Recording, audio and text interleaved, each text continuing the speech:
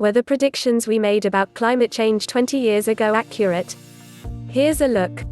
But before moving ahead, please like the video and subscribe. Top trending stories when it comes to climate change. Did we accurately predict in 2000 what would be happening now?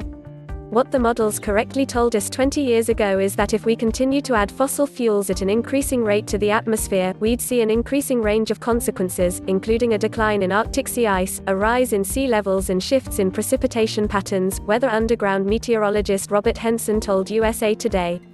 Overall, we're running quite close to the projections made in 2000 for carbon dioxide concentration, global temperature and sea level, Henson said. Here's a look at climate change indicators for 2020.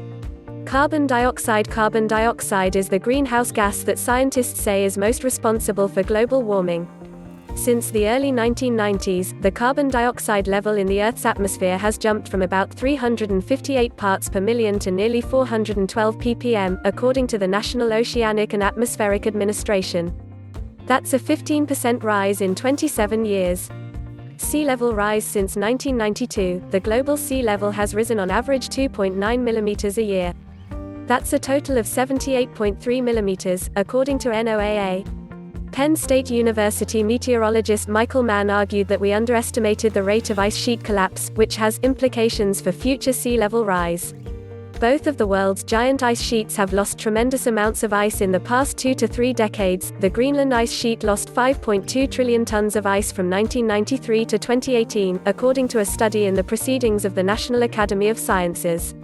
The Antarctic ice sheet lost 3 trillion tons of ice from 1992 to 2017, according to a study in the journal Nature. 20 predictions for 2020. Here's what people thought would happen by this year. Weather disasters. Mann told USA Today that we underestimated the dramatic increase in persistent weather extremes like the unprecedented heat waves, droughts, wildfires and floods we've witnessed in recent years. Since 1993, there have been 212 weather disasters that cost the United States at least $1 billion each, when adjusted for inflation.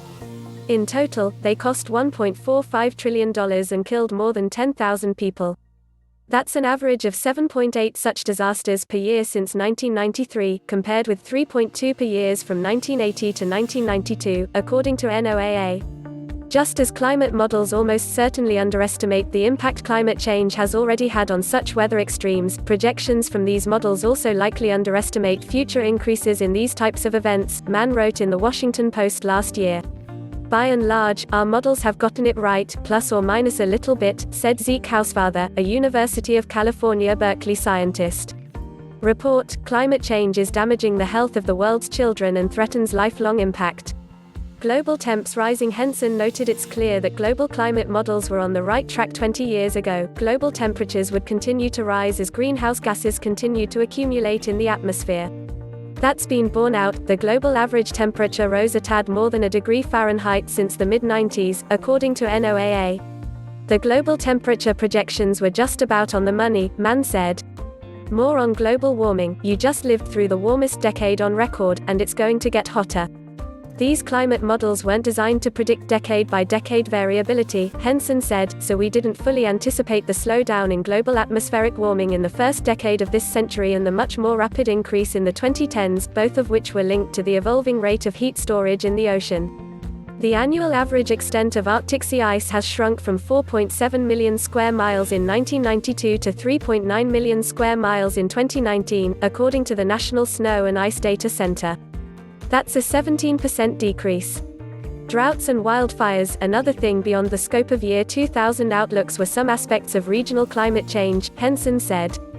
For example, it's now clear that droughts in California are much more likely to be hot droughts, and this has laid the groundwork for longer, more devastating wildfire seasons. The number of acres burned by wildfires in the USA has more than doubled from a 5-year average of 3.3 million acres in the 1990s to 7.6 million acres in 2018, the National Interagency Fire Center said. Thanks for watching Top Trending Stories. Like the video. Don't forget to subscribe our channel. Press bell icon for latest updates.